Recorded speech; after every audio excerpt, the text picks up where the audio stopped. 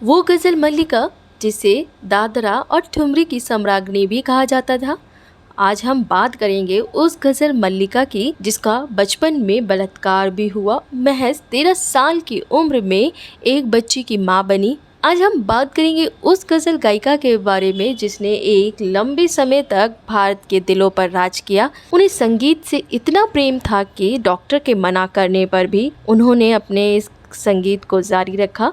आज हम बात करेंगे गज़ल मल्लिका बेगम अख्तर की। उनके गीतों गज़लों के बारे में बहुत कुछ लिखा गया है, लेकिन आज हम आपको उनकी ज़िंदगी से जुड़े कुछ ऐसे रोचक पहलुओं के बारे में बताएंगे जिनके बारे में आपने नहीं सुना होगा। बेगम अख्तर का जन्म 7 अक्टूबर 1914 उत्तर प्रदेश के फैजाबाद में हुआ था। बेगम अख्तर के बचपन का नाम बिब्बी था। वो फैजाबाद के शादीशुदा वकील असगर हुसैन और उनकी दूसरी पत्नी मुश्तरी बाई की बेटी थी। मुश्तरी बाई को जुड़वा बेटियां पैदा हुई थी। 4 साल की उम्र में दोनों बहनों ने जहरीली मिठाई खा ली थी। इसमें बिब्बी तो बच गई, लेकिन उनकी बहन का देहांत हो गया था। असगर ने भी मुश्तरी और बेटी बिब्बी को छोड़ दिया था, जिसके बाद दोनों को अकेले ही जिंदगी में संघर्ष करना पड़ा। बिब्बी का मन पढ़ाई लिखाई में नहीं लगता था। एक बार शरारत में उन्होंने अपने मास्टर जी की चोटी काट दी थी। मामूली पढ़ाई के बावजूद उन्होंने उर्दू की शायरी की अच्छी जानकारी हासिल की। साथ ही 7 साल की उम्र से उन्होंने गाना शुरू किया था। माँ मुश्तरी बिब्बी के गाने बजाने से खुश नहीं थी। वे बचपन से ही गायिका बनना चाहती थी, लेकिन उनके परिवार वाले उनकी इस इच्छा के सख्त खिलाफ थे। हालांकि उनके चाचा ने उनके शौक को आगे बढ़ाया। कुलीन परिवार से ताल्लुक रखने वाली अख्तरी बाई को संगीत से पहला प्यार 7 साल की उम्र में थिएटर अभिनेत्री चंदा का गाना सुनकर हुआ। उस जमाने के विख्यात संगीत उस्ताद अदा मोहम्मद खान, अब्दुल वाहिद खान और पटियाला घराने के उस्ताद झंडे खान से उन्हें भारतीय शास्त्रीय संगीत की दीक्षा दिलाई गई। उनके बचपन का एक किस्सा काफी मशहूर है। बचपन में वे संगीत सीखने उस्ताद मोहम्मद खान के पास जाया करती थी। शुरुआती दिनों में बेगम अख्तर सुर नहीं लगा पाती थी, जिसकी वजह से उस्ताद मोहम्मद खान ने एक बार उन्हें डांट दिया। इस पर बेगम अख्तर रोने लगी और कहा कि उन्हें संगीत नहीं सीखना। इसके बाद उनके उस्ताद ने उन्हें प्यार से समझाते हुए कहा, बस इतने में ही हार मान गई? ऐसे हिम्मत नहीं हारते मेरी बहादुर बिटिया, चलो एक बार फिर से सुर लगाने में जुट जाओ। बस फिर क्या था, बेगम अख्तर ने एक बार फिर कोशिश की और आज दुनिया उन्हें उनके सुर साधने के लिए जानती है। संगीत साधना ने बेगम अख्तर को एक बेहतरीन गायिका के रूप में बचपन में ही तैयार कर दिया था। बेगम अख्तर ने 15 वर्ष वाली उम्र में मंच पर अपनी पहली प्रस्तुति दी। ये कार्यक्रम वर्ष 1930 में बिहार में आए भूकंप के पीड़ितों के लिए आर्थिक मदद जुटाने के लिए आयोजित किया गया था, जिसके मुख्य अतिथि प्रसिद्ध कवयित्री सरोजिनी नायडू थी। वे बेगम अख्तर की गायकी से इस कदर प्रभावित हुई कि उन्हें उपहार स्वरूप एक साड़ी भेंट कर दी। जिंदगी लोगों को न जाने कितने बेरहमी के रंग दिखाती है। बेगम अख्तर की आवाज़ में जो दर्द है वह भी ज़माने के दिए जख्मों की वजह से है। बशीर बद्र साहब के शब्दों में कहें तो खुदा की उस गले में अजीब कुदरत है, वो बोलता है तो एक रोशनी सी होती है।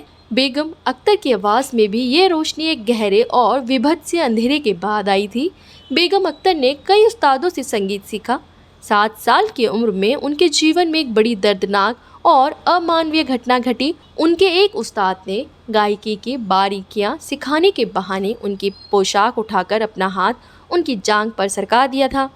बेगम अख्तर पर किताब लिखने वाली रीता गांगुली ने भी इस तरह की बात का जिक्र अपनी किताब में किया है।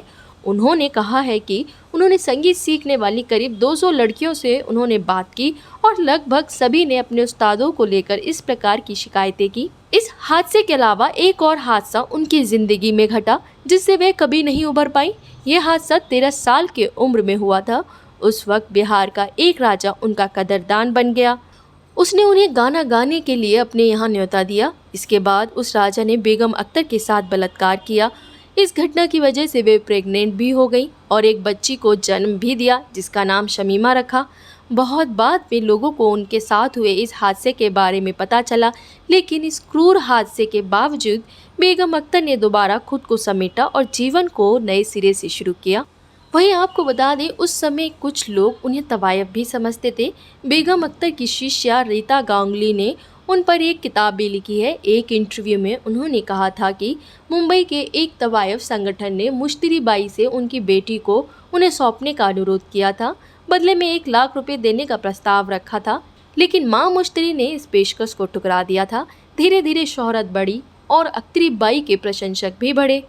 अख्तरी बाई अकेलेपन से बहुत घबराती थी। वो अपने होटल के कमरे में अकेले जाने से डरती थी क्योंकि अकेले में उन्हें पुरानी यादें घेर लेती थी। उन्होंने अपने अकेलेपन को दूर करने के लिए शराब और सिगरेट पीना शुरू कर दिया। उन्हें सिगरेट की तलब इतनी ज़्यादा थी कि रमज़ान में वो केवल 8 या 9 रोज़े ही रख पाती थी। वो एक चेन स्मोकर थी। सिगरेट के कारण ही बेगम अख्तर ने पाकीज़ा फिल्म 6 बार देखी थी। दरअसल सिगरेट पीने के लिए उन्हें सिनेमा हॉल से बाहर जाना पड़ता था और वापस लौटने तक फिल्म आगे बढ़ चुकी होती थी। इस पर वो दोबारा फिल्म देखने जाती। इस प्रकार पूरी फिल्म 6 बार में देख सकी। अख्तरी बाई गायन के साथ अभिनय भी करती थी। 1939 में उन्होंने फिल्म जगत से नाता तोड़ा और लखनऊ आकर रहने लगी।